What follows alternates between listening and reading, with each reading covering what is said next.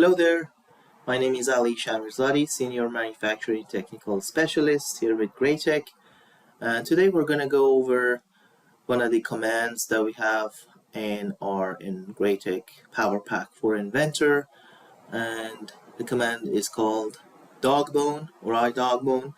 So what it does in essence is it automates the process of relief or corner relief creation in the scenarios where you have square corners and you are fitting, let's say, a tab inside a slot or a block inside a pocket. As you can see in my screen, we have the yellow piece, which is a base example, and we have the blue block that fits as a slider, and also you have the red component that has a tab feature that fits inside the slot. So in essence, when you have these type of scenarios and you're machining your base component, which is the yellow piece here, then you would run into interference problem. Let me unpack that for you a bit so we all understand what the issue is. So if we go back to the yellow piece and we start machining this, because the tool that we use to machine or CNC the component is round, you're gonna end up having a round corner. Like these corners will stay square because your tool tip is flat, but these corners, the vertical corners, are gonna get rounded. So to demo that, we can simulate this machining process real quick here, and you see that you're actually going through multiple passes. I'm going to speed this up a bit. So after the machining is done, that's your final result. So your final result would have these corners rounded. Now when you have those rounded corners, what happens is, I'm going to demo that real quick here for you. You end up having this scenario, and obviously when you want to fit this block, you run into interference. Let's just do a quick interference analysis, and you'll see on the inspection tab, if we go interference analysis and select everything, hit OK, you clearly see that those corners now detected as an interference. Right? This could be a tiny little problem that you don't catch it, and sometimes it's as obvious as you can see on my screen. So what is the solution? So the solution in the industry is you need to actually remove extra material from the corner, which is also referred to as corner relief. Now when you want to do this, and this obviously it's a manual process in Inventor at the moment. Well, the example you're looking at right now is a very small example, but you might have situation where you have, hundreds of these features, and each feature might have multiple corners that needs to be processed, and you can imagine that what a time-consuming task that would be, and repetitive task that would be to go through this process. A lot of sketching is required, and due to the fact that each feature has a certain depth, you need to control each feature separately and go to different depths. So you cannot manage this in one shot with automation. So this is the reason why we have developed this tool that's called iDogBone. So I'm going to walk you through it real quick.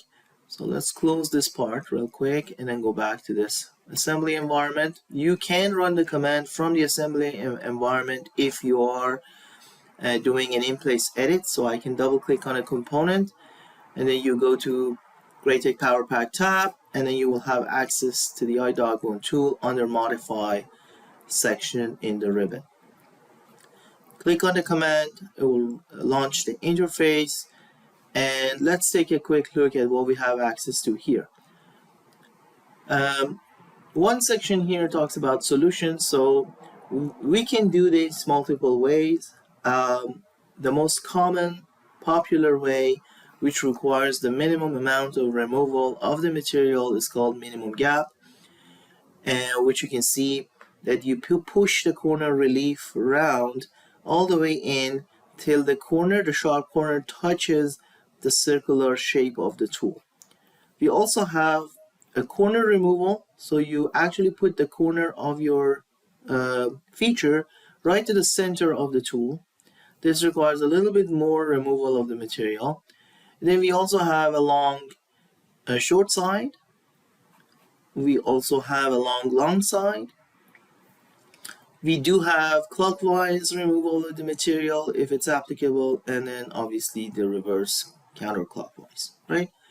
So depending on which solution you select, it's gonna actually respect that. And next, we need to choose whether or not we want to run this operation on just the outer profile of our shape or inner profile. So when we talk about inner profile, for example, here we talk about that slot, because all the edge profile of that slot falls into inside of that plate. So there none of those edges actually overlaps with the exterior profile of the shape. When we talk about outer profile, we are talking about the exterior edges of the the block that we have. Or we can go about both. So we include both interior and exterior profile. We also need to decide about our tool diameter.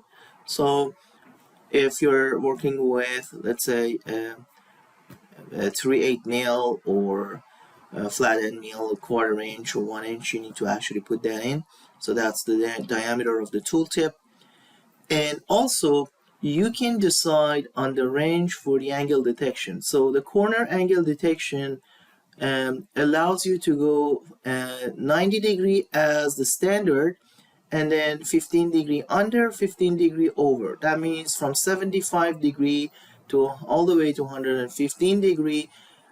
If you have a corner that's not necessarily 90 degree, you can detect that in the range and include that in the process. Now let's hit apply, and the app wants you to pick a face. So you select the face and instantly process the face, and it applies the dogbone to this actually shape for you. So that's one example of like the minimum gap. So if I go back, and now you see that that problem is solved. So when you look at the top view, the corner falls exactly right where the relief is.